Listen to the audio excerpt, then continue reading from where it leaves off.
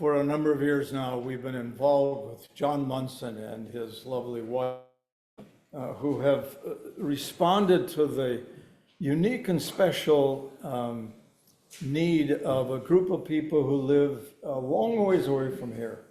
But as a layperson, John has said, we want to do something. And so ministries have happened and we have become a part of that. I hope you feel very much connected to what John is about to talk to us about in his ministry in Ghana. John, will you come forward, please?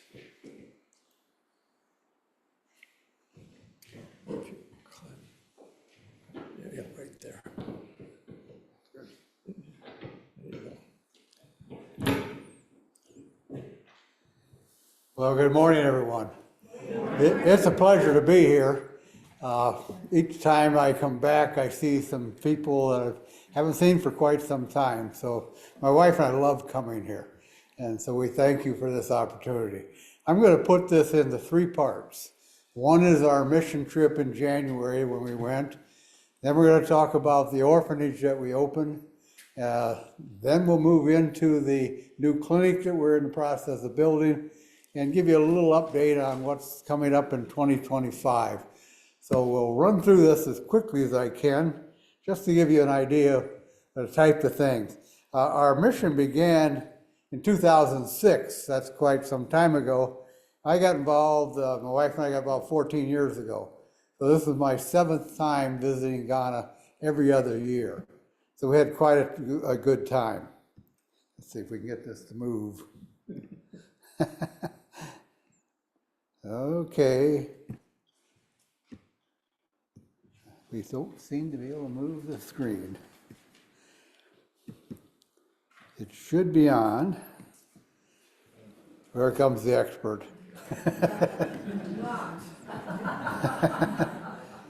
All we gotta do is tap this, and it says it's supposed to move to the next No, one. I thought you were going to do the down arrow. Does that do it? No? Didn't work. All right. Then we're going to use this arrow here then, and then we're going to tap it. So you have to put the arrow down and then tap it. Okay. Got it? We're working on it that way. All right. So 2023, 2024 was the banner year, and we're going to talk a lot about what happened during those times. We began our trip, and right there, and there we go. January 2nd and 19th, there are 8 of us. We traveled to Awara, Ghana, and for many of them, it was their first time out of country, and also first time in a country that was all black. So it was a very good experience for all of them. And there we go. We were allowed 20 bags. We took 20 bags. We paid for 4 extras. This was supplies and our own personal clothes. So we had them loaded up and we got on the plane and we flew to Accra.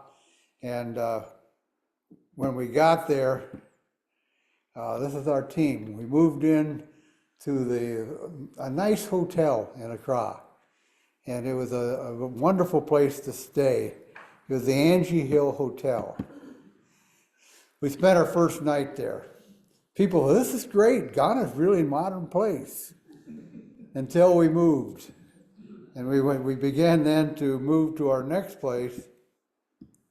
Come on. And we visited the slave castle in Castletown. We do this at each trip. This is where the slaves were captured by the dominant tribes, sold to the slave traders who sold them to ship captains, and then went all over the world. And so it's a quite moving place to visit. We began to visit cities. We moved to Kumasi, a very large city, 4 million people, a big city, but no running water. Sewers are very poor. Electricity was on about 4 hours a day. Everybody went to the market to get their food each day. So we began to see that this was quite an amazing place. We found out that everybody works. If you don't work, you don't eat. And that's quite of an interesting time for many people to realize there's no Social Security, there's no government support. The social services aren't available, medical system's not available in most cases. And so everybody does some work. This man was carrying a little sewing machine. He wanted something fixed. You stopped him, negotiated a price, and he'd fix it right on the spot, sew it up for you. Come on. And of course, our bus broke down. We were in the middle lane of a three-lane, the only three-lane road that we were on, and the bus quit and just stopped. So we had to get out, push it over to the side, found a person to get us a new battery. We needed a new battery. Yelled for somebody on the street, where can we get a battery? A guy took off like a bullet running down the street. He was gone, and about 5 minutes later, he's got this battery on his shoulder, and he'd run up the street to the bus. Put the new battery in, off we go.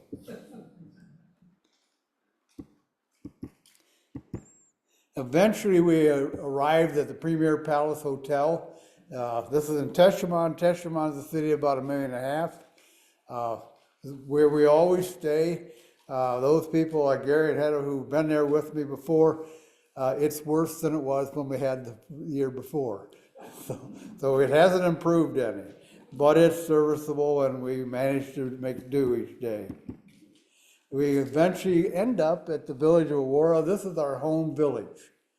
They live in compounds, extended families, and these young ladies are learning to do dishes at night. And the youngest one's 2.5, and she's helping wash dishes.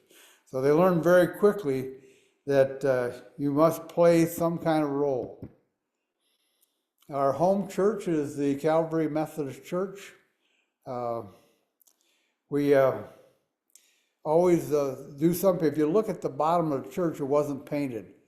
When we left, it was a bright blue. Pink with a bright blue band down below. Let's see how I get this to come down. Come on. It doesn't want to move. Okay, expert, how do you move this thing? This might be a pay grade, I don't know.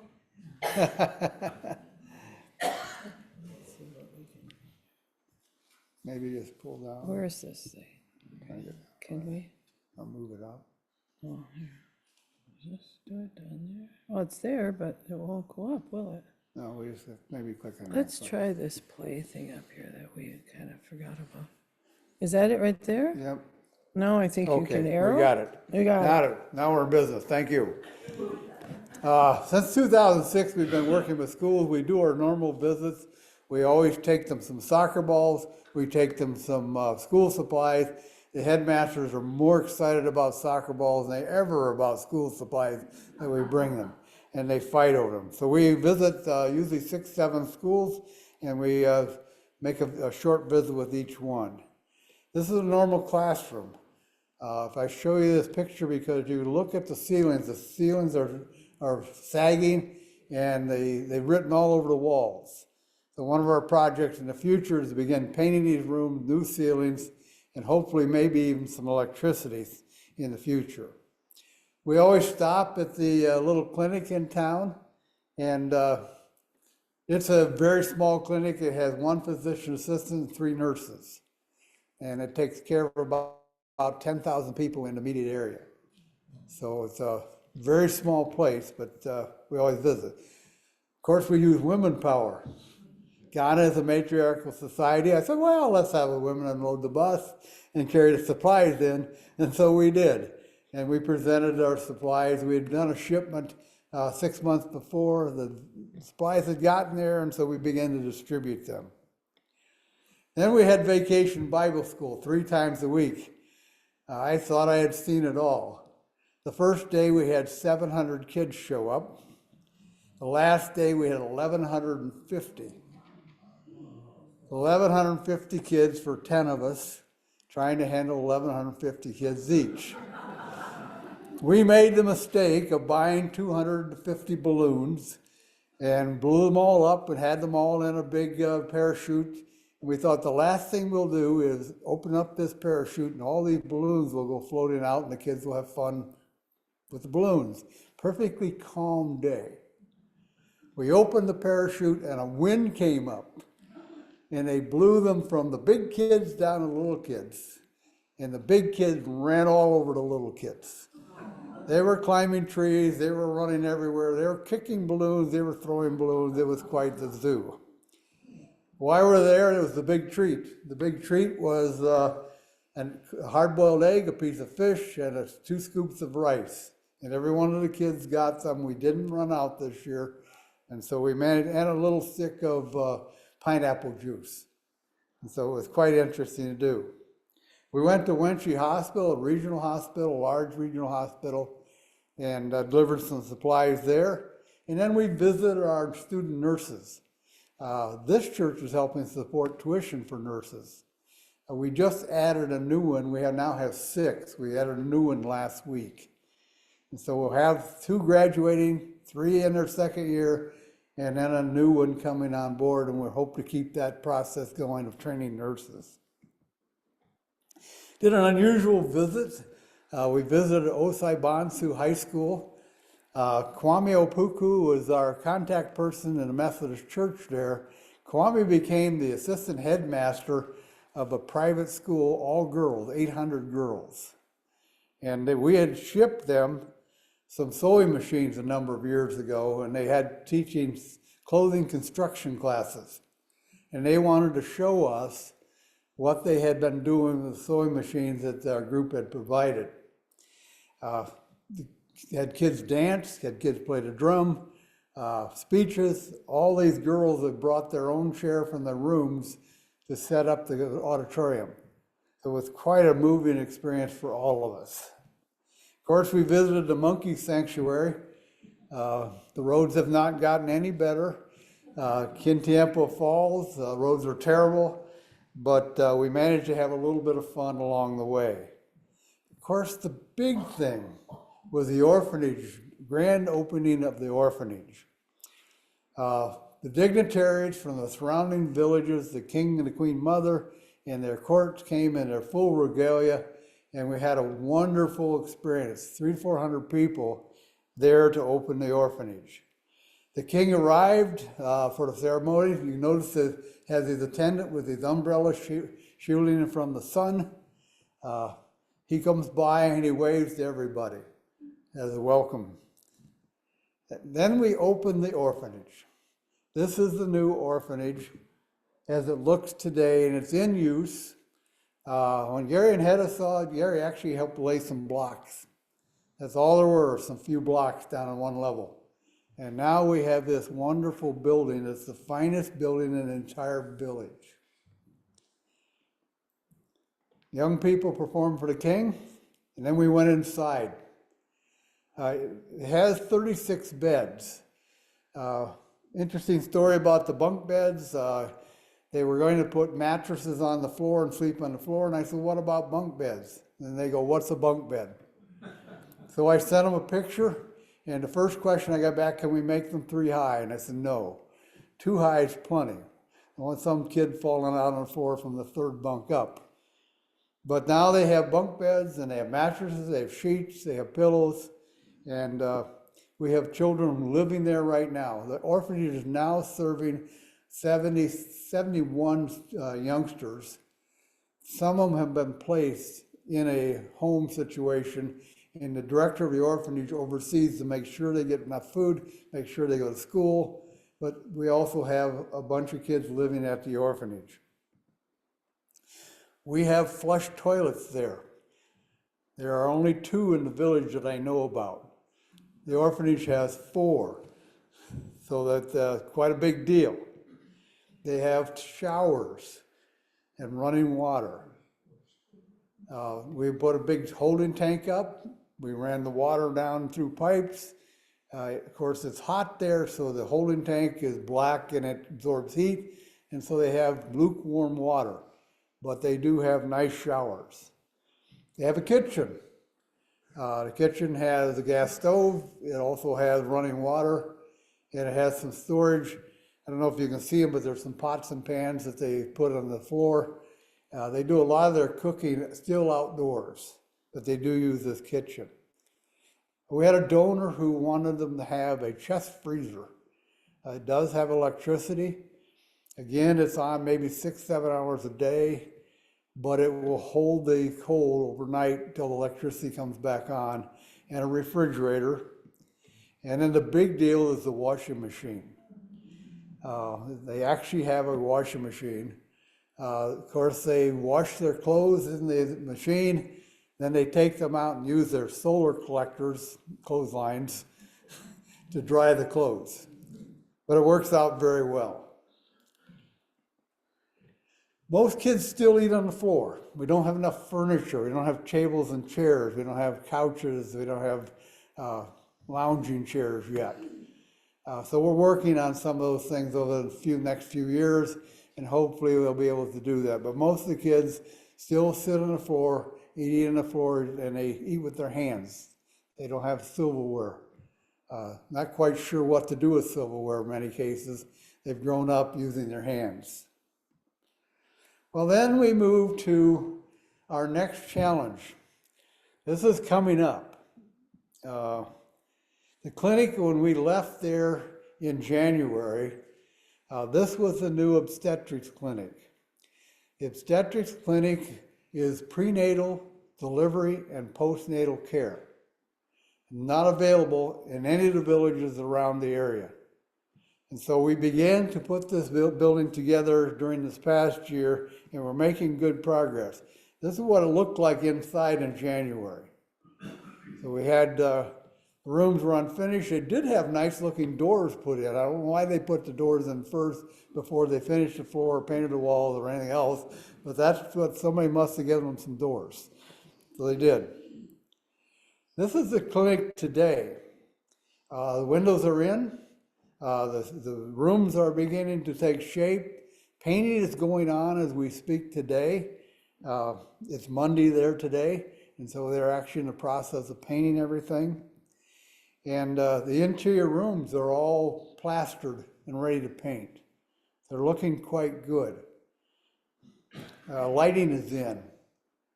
We put electricity throughout the building, able to do that. The government provided the electricity free. So that was a really good thing. We could have good lighting. We have a clinic pharmacy being built. It's actually pretty much finished. The only thing you need to do is get medical supplies, and they'll also serve other clients. Other people will come to the clinic, but they'll be able to distribute drugs. This is one of the main hallways. If you're looking at the far end, that's the entry door at the far end. Quite a nice glass door, nice looking hallways. It'll all be painted in bright colors. They love blues and pinks and oranges. So quite a variety of colors as the orphanage or the clinic begins to be finished. We're going to need to earn quite a bit of money to finish this thing. I gave you a handout to give you an idea what we're facing. One of the things that I'm trying to do is approach the World Health Organization and MedShare Corporation in Atlanta and see if we can do a large shipment of supplies, medical supplies, furnishing equipment, and get that sent late in 2025. So they can all be there. Hopefully we'll have a grand opening in January of 26. But in between times, we'll send whatever monies we can send to get some of these things done. Now, we do have other projects that are always ongoing. I want to just share a few of those with you. You might have heard of a young man called Elijah who had a hole in his heart. We sent out a call for assistance. We will raise $3,500 for he and his mother to fly to Turkey. To Turkey, they have physicians who can correct this procedure with a procedure, and he leaves on Tuesday this week to go have that done. So there is a benevolent organization in Turkey that's paying for the surgery. It's about a $30,000 surgery, even in Turkey. Very expensive. But he's going to be able to get his hole in his heart fixed, and that's quite a delightful thing. Osai Bansu High School, I mentioned earlier, the Ghana government wants to start women's soccer because they want to have a high-quality women's soccer team in the Olympics. So using this high school, they didn't have a soccer field. So we were able to give them enough money to rent a bulldozer, that's tractor, backhoe, and they started clearing the bush. They cleared off this beautiful flat field, very nice. Then all 800 girls came out and they planted little plugs of grass every foot. The entire high school turned out to do that. And so now the grass is growing, soon it'll be covered. And then they decided then to put a track around it, put a handball court and a basketball court. So this is an ongoing project that we're working on. This is the Calvary Methodist Church chapel. This is the original church in town. That's how it looked in January when we got there. They asked us, can we help us upgrade this some? Because this was being used for youth group meetings almost every day, just the way you see it. When we left, this is the chapel now. Paint, cement, upgrading a little bit of electricity. I think there's 6 electric lights in the middle of it now. And so they're using this, and it's being used very, very well. This is the parsonage of the Methodist Church, Calvary Methodist Church. You can see the railings in the foreground, the metal railings. We contracted to have these done, $17 to have a welder weld up these, put them in. Money goes a long ways there. The problem when we got there was wood railings, and the pastor's wife had fallen and sprained her ankle. And when I leaned on the railing, the old wood ones, it fell off. No one there fixes anything until it's totally broken. So we were able to provide new railings. We sent a large shipment of supplies in July. This past July, it's on its way there now. Medical supplies, clothing, school supplies, all kinds of things, and 60 soccer balls. So a big deal, and they'll be there probably in about 3 or 4 weeks. Things will arrive. This is kind of a little list of things that we've completed. The orphanage, equipment for the orphans. Major progress on our obstetrics clinic. We've really come a long ways on that. The building is almost done, but nothing inside. We had 2 people who needed immediately surgery, so we were able to help people with some surgeries. The junior high school, interesting, it's a long building, and the peaks at each end were open, and it was filled with bats. And so we asked, why didn't you block those in like the rest of it? No money for blocks. So we bought enough cement and a truckload of gravel. They made cement blocks. They blocked it up and chased all the bats out. So now there's not bats all over up above the classrooms. We've done a number of things, and we continue. These are small projects. We only do them as we get a chance. Now, what are we really doing there? That's the question I asked myself for years, what are we accomplishing? And I finally come to the idea that we're planting seeds for the future. This is a seed of the redwood tree. This small little pine cone grows into a mammoth tree. And so as we plant these seeds in the various things in the village, we're hoping they grow over years, and that we have a much better, bold future for these people who live there. They can have a future that they look forward to. Our goal is, as always, we ask people for money. I'm not back. I say, look, I know that people can afford $250. Vast majority of people I talk with can. We said, can you donate $250 to help us get all these projects done? And what I've been finding is every time we go, certain people say, I could do that. I could help with that. And so we turn to people and say, can you help?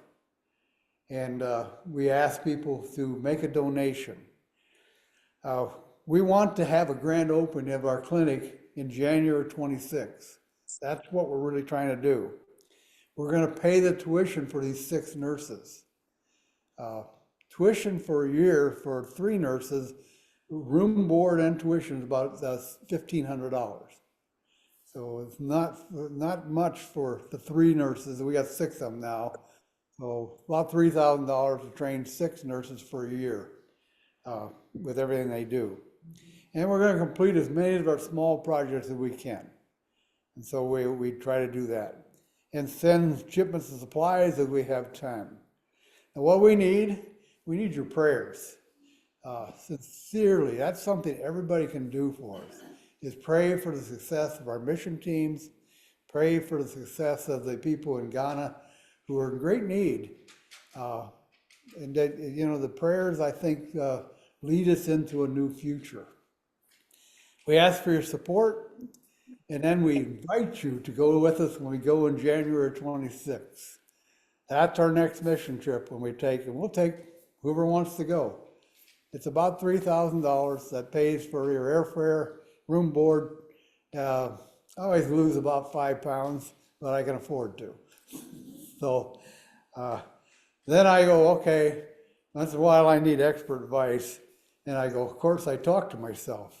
Sometimes I really do need expert advice. And you can do that too. I know you all can talk to yourselves, think about these projects, and think about you as an individual can make a difference, because you can. And that's really what we've gotten out of this. I can never tell people how much I've gotten out of my involvement. And my wife and I love doing this fundraising. We get WhatsApp messages almost every day from somebody over there we met. And they talk back and forth, and they ask me for all kinds of things that I can't provide, but we do the best we can. So thank you for listening this morning, and that's kind of a quick update. Well, don't leave.